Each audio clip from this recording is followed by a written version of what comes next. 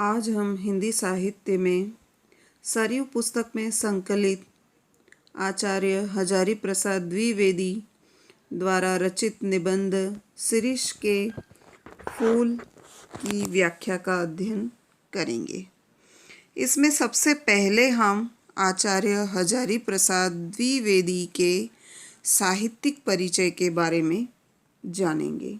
इसमें सबसे पहले हम लेखक के जीवन परिचय के बारे में जानेंगे कि भारतीय संस्कृति, धर्म, दर्शन और इतिहास के आख्याता, प्रसिद्ध निबंधकार, उपन्यासकार, आलोचक एवं सफल अध्यापक रहे आचार्य हजारी प्रसाद द्विवेदी का जन्म सन 1907 में बलिया जिले के उत्तर प्रदेश के आरद दुबे का छपरा नामक गांव में हुआ। आचार्य हजारी प्रसाद द्विवेदी भारतीय संस्कृति, धर्म, दर्शन और इतिहासकार, निबंधकार और उपन्यासकार और एक आलोचक के रूप में जाने जाते हैं। इनके पिता का नाम अनमोल द्विवेदी एवं माता का नाम श्रीमती ज्योतिष्मती था। इनके जन्म का नाम बैजनाथ था। जन्म के समय पिता को किसी मुकदमे में 1000 रुपये की प्राप्ति होने पर इनके पिता ने इनका नाम हजारी प्रसाद रख दिया। इनकी प्रारंभिक शिक्षा घर में ही हुई। इन्होंने संस्कृत, बंगाली, हिंदी, अंग्रेजी भाषाओं का गहन अध्ययन किया, यानी बड़ी गहराई से इन भाषाओं का इन्होंने अध्ययन किया। ये ज्योतिष शास्त्रविद भी थे। ये ज्योतिष विद्या को भी अच्छी तरह से जानते थे। ये शांति निकेतन, काशी एवं पंजाब विश्वविद्यालयों में हिंदी विभाग के अध्यक्ष रहे। ये विश्वविद्यालयों में विभागाध्यक्ष के पद पर रहे। सन 1949 में लखनऊ विश्वविद्यालय से डिलिट की उपाधि से सम्मानित किया गया। डिलिट यानी डॉक्टर ऑफ लिटरेचर। सन 1957 में भारत सरकार ने इन्हें पद्म भूषण से अलंकृत किया। 19 मई सन 1979 को आपका देहावसान हुआ। ये हुआ लेखक का जीवन परिचय। आगे देखिए, द्विवेदी जी का साहित्य संबंधी दृष्टिकोण अत्यंत व्यापक एवं उदार है। द्विवेदी जी का साहित्य के प्रति जो उनकी विचारधारा थी, उनका जो देखने का नज़रिया था, वह अत्यंत फैला हुआ था और उदारता से परिपूर्ण था। उनका मानना है कि साहित्य मानव सापेक्ष है। साहित्य मानव से जुड़ा हुआ है। मनुष्य को शूद्रता और संकीर्णता से उबार कर सात्विक, व्यापक भावभूमि पर प्रतिष्ठित करना साहित्य का लक्ष्य है। हजारी प्रसाद द्विवेदी का मानना है कि साहित्य मनुष्य को निम्न स्तर से, संकुचित मानसिकता से उबार कर व्यापक भावभूमि पर प्रतिष्ठित करता है। प्रतिष्ठित करने का लक्ष्य ही साहित्य है। द्विवेदी जी का कहना है कि मैं साहित्य को मनुष्य की दृष्टि से देखने का पक्षपाती हूँ। मैं साहित्य को मानव के नजरिए से देखने के पक्ष में हूँ। जो वाक्जाल मनुष्य को दुर्गति, हीनता, पर मुखापेक्षिता से बचा न सके, जो उसकी आत्मा को तेजोदीप्त न बना सके, जो हृदय को पर दुख कातर यानी दूसरों के दुख को संवेदनशील न बना सके, उसे साहित्य कहने में मुझे संकोच होता है। यदि कोई साहित्य मनुष्य को बुरी आदतों से, हीनता से और दूसरों के दुख को यदि न समझ सके तो ऐसे साहित्य को मुझे साहित्य कहने में संकोच होता है, उसे साहित्य नहीं कहा जा सकता है। द्विवेदी जी ने आलोचना, निबंध, इतिहास, उपन्यास, संस्कृति आदि विविध क्षेत्रों में अपनी साहित्यिक प्रतिभा का परिचय दिया है। द्विवेदी जी ने अपनी रचनाओं में गद्य की विभिन्न विधाओं में अपनी रचनाएं लिखकर अपनी साहित्यिक प्रतिभा का परिचय दिया है। इनकी प्रमुख रचनाएं इस प्रकार हैं। इनके निबंध है अशोक के फूल, कल्पलता, विचार और वितर्क, कुटज, विचार प्रवाह, आलोक पर्व, ये क्या है? इनके निबंध है। इसके अलावा उपन्यास है इनकी बाण भट्ट की, उपन्यास में है बाण भट्ट की आत्मकथा, चारुचंद्र लेख, पुनर्नवा, अनाम दास का पोथा, आलोचना, साहित्य ज्योतिहास, सूर साहित्य, कबीर, नाथ संप्रदाय, मध्यकालीन बोध का स्वरूप, कालिदास की लालित्य योजना, साहित्य सहचर, साहित्य का धर्म, हिंदी साहित्य की भूमिका, हिंदी साहित्य का आदिकाल, हिंदी साहित्य का उद्भव और विकास, ये क्या है?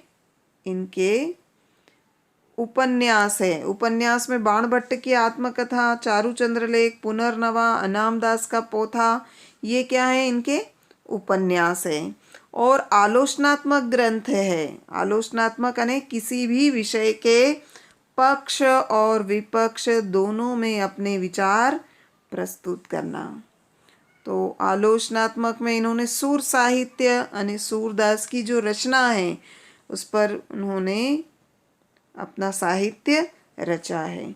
कबीर, नाथ संप्रदाय, मध्यकालीन बोध का स्वरूप, कालिदास की लालित्य योजना, साहित्य सहचर, साहित्य का धर्म, हिंदी साहित्य की भूमिका, हिंदी साहित्य का आदिकाल, हिंदी साहित्य का उद्भव और विकास, ये सब क्या है? इनके आलोचनात्मक ग्रंथ है। संपादित ग्रंथ है नाथ सिद्धों की बानियाँ और संदेश रासक, संक्षिप्त पृथ्वीराज रासो, विश्व भारती, शांति निकेतन पत्रिका का संपादन भी इनके द्वारा किया गया। धर्म एवं संस्कृति विषय, धर्म और संस्कृति से संबंधित इनकी रचनाएं हैं। प्राचीन भारत के कलात्मक विनोद और मध्यकालीन धर्म साधना और सहज साधना, ये क्या है? धर्म एवं संस्कृति से संबंधित विषय। अब आगे देखिए, साहित्य का धर्म, हिंदी साहित्य की भूमिका, हिंदी साहित्य का आदिकाल, हिंदी साहित्य का उद्भव और विकास, नाथ सिद्धों की बानियाँ, संदेश रासक, संक्षिप्त पृथ्वीराज रासो, विश्व भारती, शांति निकेतन पत्रिका का संपादन, धर्म एवं संस्कृति विषय, प्राचीन भारत के कलात्मक विनोद और मध्यकालीन धर्म साधना, सहज साधना, ये क्या है? इनकी धर्म और संस्कृति से संबंधित विषय। ये हुआ लेखक हजारी प्रसाद द्विवेदी का साहित्यिक परिचय। अब यहाँ पर प्रश्न बनता है कि निबंधकार हजारी प्रसाद द्विवेदी के व्यक्तित्व और कृतित्व के बारे में लिखिए। तो आपको इस तरह से व्यक्त करना है। अब यहाँ पर लेखक हजारी प्रसाद द्विवेदी द्वारा रचित निबंध शिरीष के फूल निबंध यहाँ पर संकलित हैं। यह निबंध किससे लिया गया है? इनके निबंध कल्पलता नामक निबंध संग्रह से संकलित है। यह एक संदेश प्रदान निबंध है, संदेश देने वाला विषय है। जिसमें द्विवेदी जी ने आंधी, लू और गर्मी की प्रचंडता में अविचल होकर कोमल पुष्पों का सौंदर्य बिखेरने वाले शिरीष की तुलना अवधूत से करते हुए, अवधूत यानी सन्यासी, करते हुए मनुष्य की अजय जिजीविषा, जिजीविषा यानी जीने की इच्छा।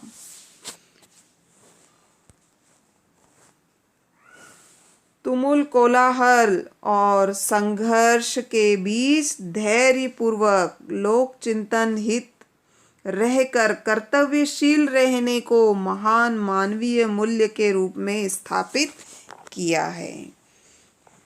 लेखक ने शिरीष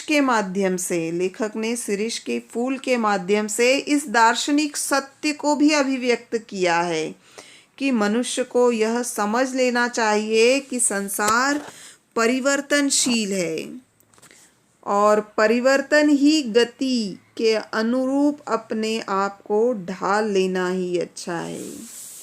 इस शीर्षक के माध्यम से लेखक ने यह भी स्पष्ट किया है कि मनुष्य को यह अच्छी तरह से जान लेना चाहिए कि संसार कैसा है, परिवर्तनशील है और इस परिवर्तनशील संसार के अनुसार अपने आप को ढाल लेना चाहिए।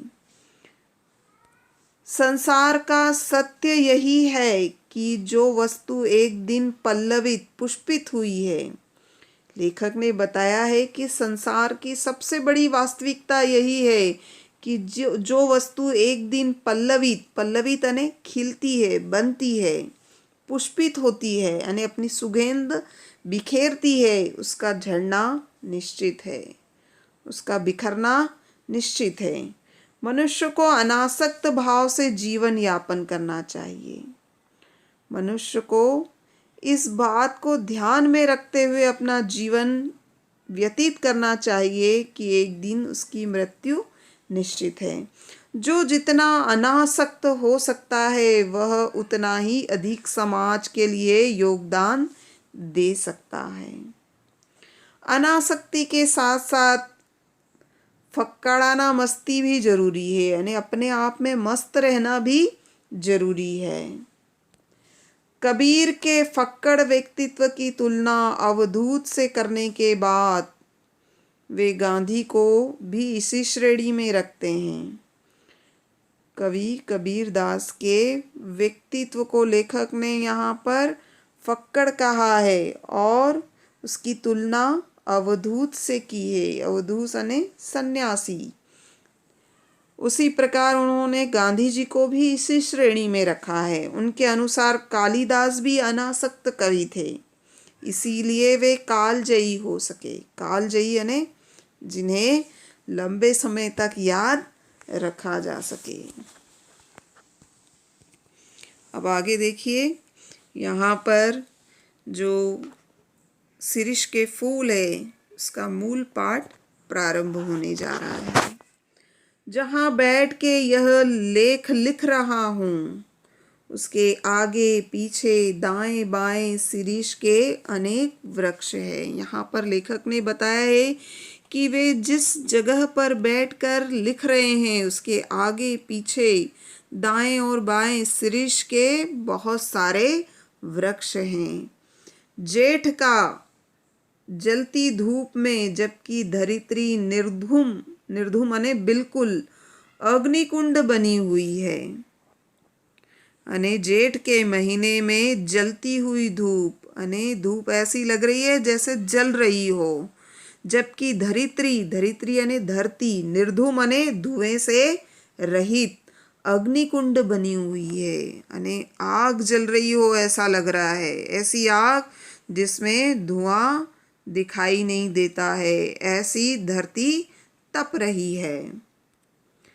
शिरीष के नीचे से ऊपर तक फूलों से लद गया था। ऐसे समय में जब धरती अग्निकुंड बनी हुई थी, आग दे रही थी, आग से तप रही थी, ऐसे समय में जो शिरीष का वृक्ष है वह नीचे से लेकर ऊपर तक फूलों से भरा हुआ था।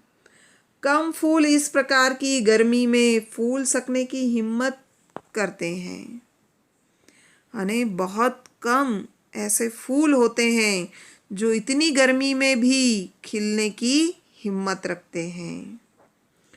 कर्णिकार यानी वन चंपा, कनेर के फूल, और आरोग्यवद यानी अमलतास की बात मैं भूल नहीं रहा हूँ। मैं इस समय कनेर के फूल यानी वन चंपा और अमलतास के फूलों की बात नहीं भूल रहा हूँ। वे भी आसपास बहुत हैं। अमलतास और कनेर के वृक्ष भी बहुत सारे हैं आसपास, लेकिन शिरीष के साथ आर्गवध की तुलना नहीं की जा सकती है। यहाँ पर कनेर के और अमलतास के फूल भी खिले हुए हैं, उनके वृक्ष भी आसपास बहुत है, लेकिन उन वृक्षों की तुलना शिरीष के वृक्ष से नहीं की जा सकती है। वह 15-20 दिन के लिए फूलता है। जो अमलतास और कनेर के फूल होते हैं वे गर्मी के दिनों में केवल 10-15 दिन के लिए फूल खिलते हुए दिखाई देते हैं।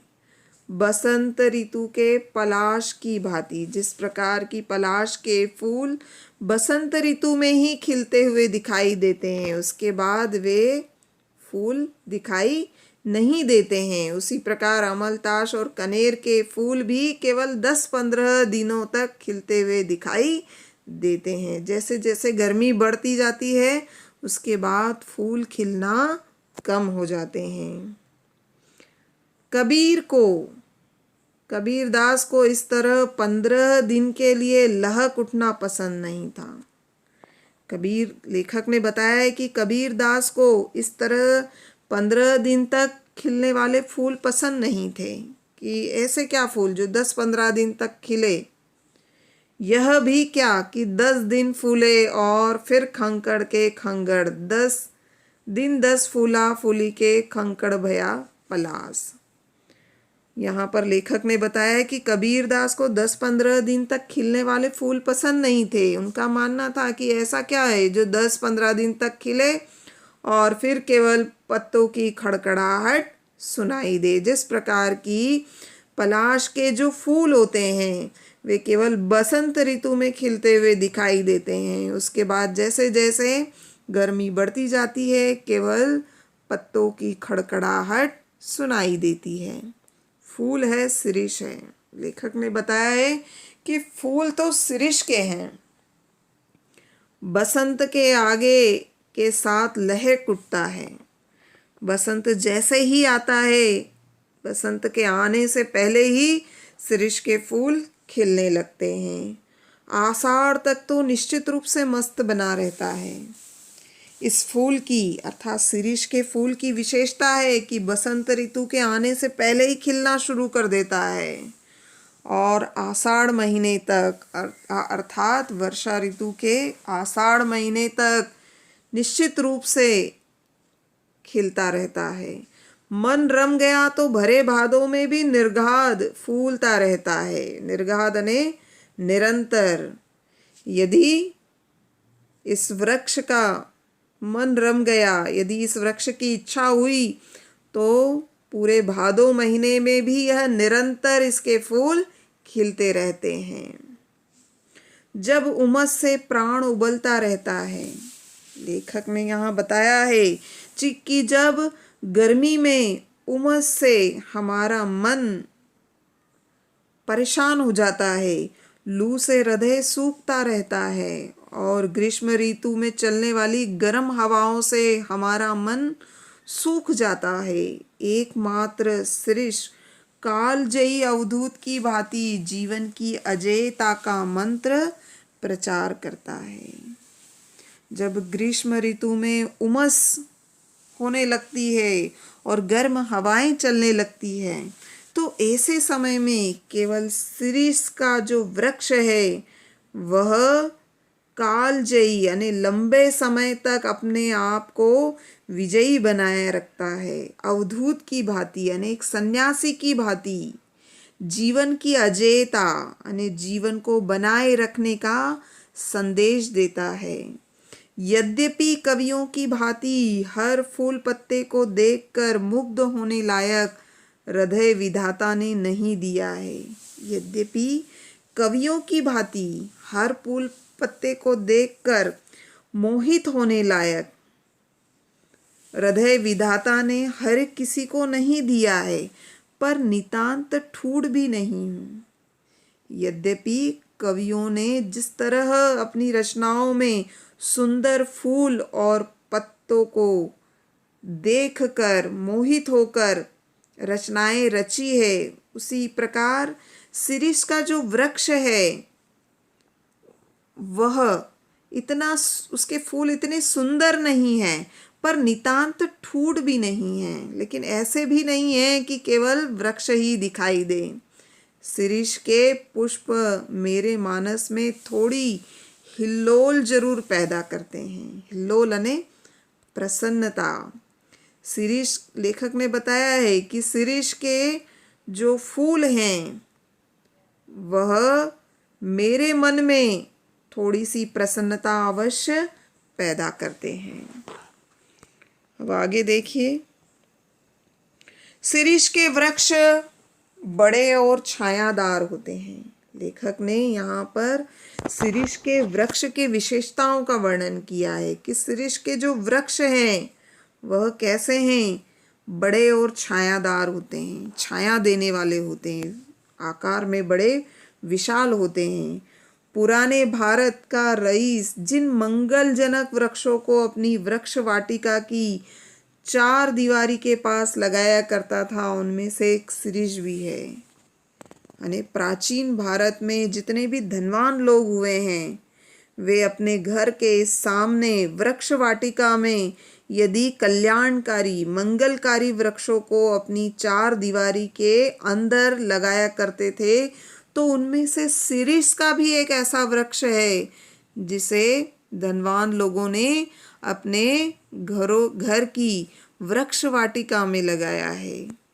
वृहन संहिता 55-13, अशोक, अरिष्ट ने रीठा का वृक्ष, पुनांग और शिरीष के छायादार घन मृषण हरितमा से परिवेशित यानी हरियाली से युक्त घने वृक्ष वाटिका जरूर मनोहर दिखती होगी। अने उस समय अशोक के, रीठा के वृक्ष और पुनांग और शिरीष के जो छायादार और हरियाली से घने वृक्ष वाटिका से सुंदर अवश्य दिखती होगी।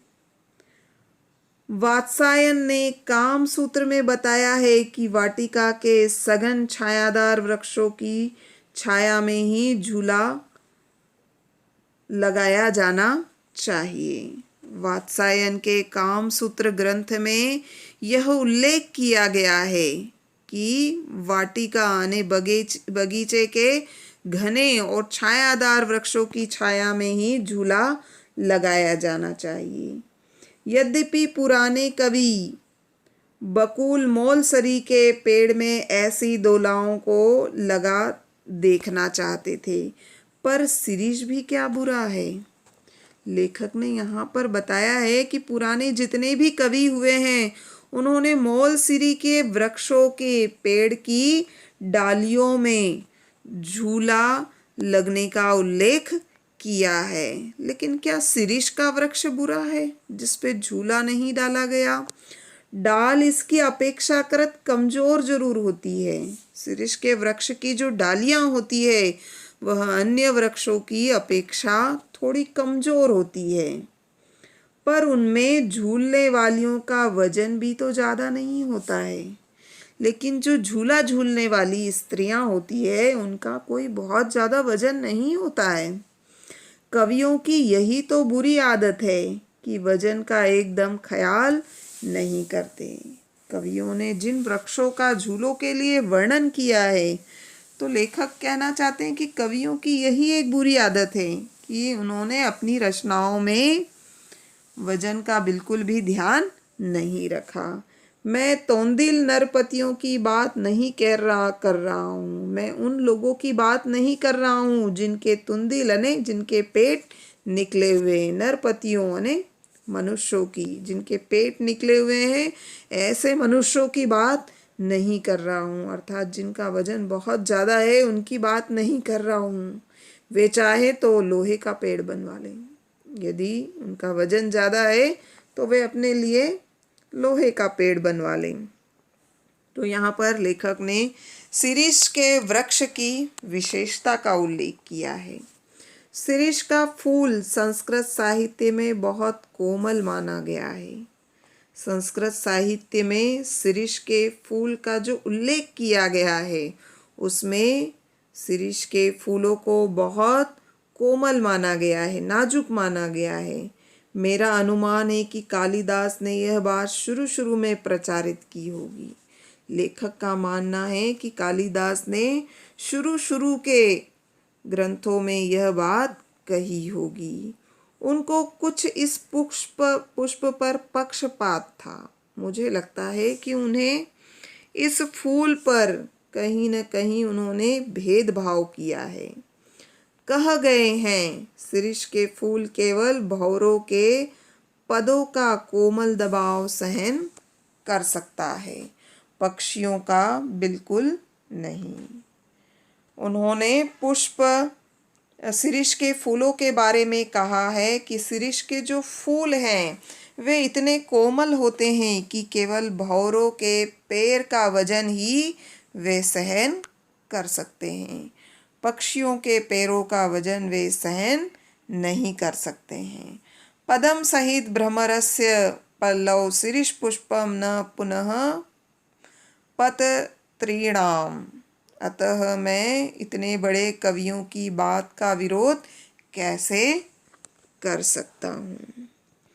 ठीक है, आज के लिए इतना काफ़ी। बहुत बहुत धन्यवाद।